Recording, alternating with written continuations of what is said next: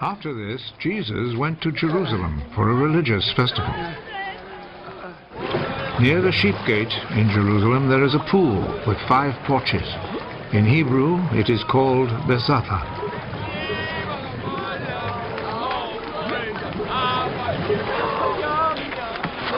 A man was there who had been sick for 38 years.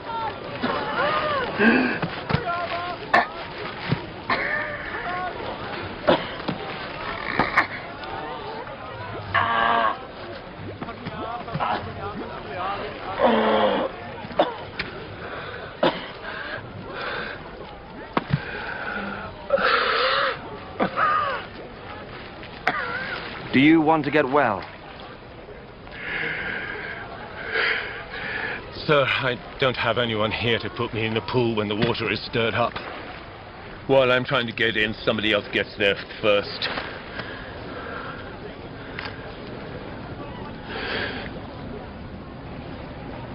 Get up. Pick up your mat and walk.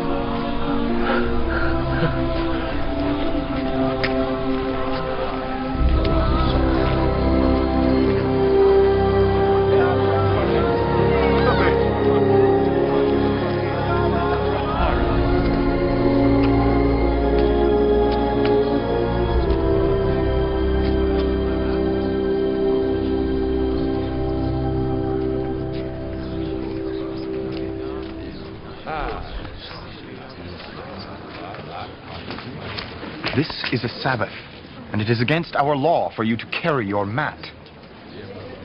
The man who made me well told me to pick up my mat and walk. Who is the man who told you to do this?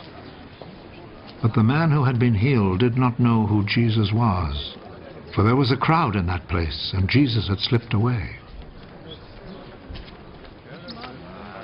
Afterwards, Jesus found him in the temple. You're well now.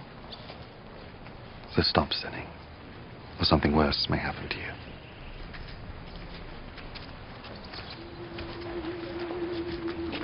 Then the man left and told the Jewish authorities that it was Jesus who had healed him. So they began to persecute Jesus because he had done this healing on a Sabbath.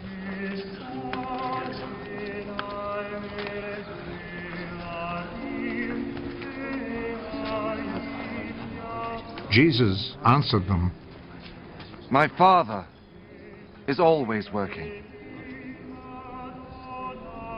And I too must work. This saying made the Jewish authorities all the more determined to kill him. Not only had he broken the Sabbath law, but he had said that God was his own Father, and in this way had made himself equal with God. I am telling you the truth. The time is coming. The time has already come when the dead will hear the voice of the Son of God. And those who hear it will come to life. Just as the Father is himself the source of life. In the same way, he has made his Son to be the source of life. And he has given the Son the right to judge because he is the Son of Man. Do not be surprised at this. The time is coming when all the dead will hear his voice and come out of their graves. Those who have done good will rise and live. And those who have done evil will rise and be condemned. I can do nothing on my own authority.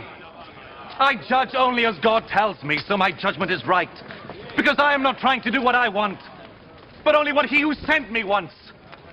If I testify on my own behalf, what I say is not to be accepted as real proof. But there is someone else who testifies on my behalf. And I know that what he says about me is true. John is the one to whom you sent your messengers. And he spoke on behalf of the truth. It is not that I must have a human witness. I say this only in order that you may be saved. John was like a lamp, burning and shining. And you were willing for a while to enjoy his light. But I have a witness on my behalf, which is even greater than the witness that John gave. What I do, that is the deeds my Father gave me to do. These speak on my behalf and show that the Father has sent me. And the Father who sent me also testifies on my behalf. You have never heard his voice or seen his face. And you do not keep his message in your hearts, for you do not believe in the one whom he sent. You study the scriptures because you think that in them you will find eternal life. And these very scriptures speak about me, yet you are not willing to come to me in order to have life. I am not looking for human praise, but I know what kind of people you are. And I know that you have no love for God in your hearts. I have come with my Father's authority, but you have not received me. When, however, someone comes with his own authority, you will receive him. You like to receive praise from one another, but you do not try to win praise from the one who alone is God. How then can you believe me?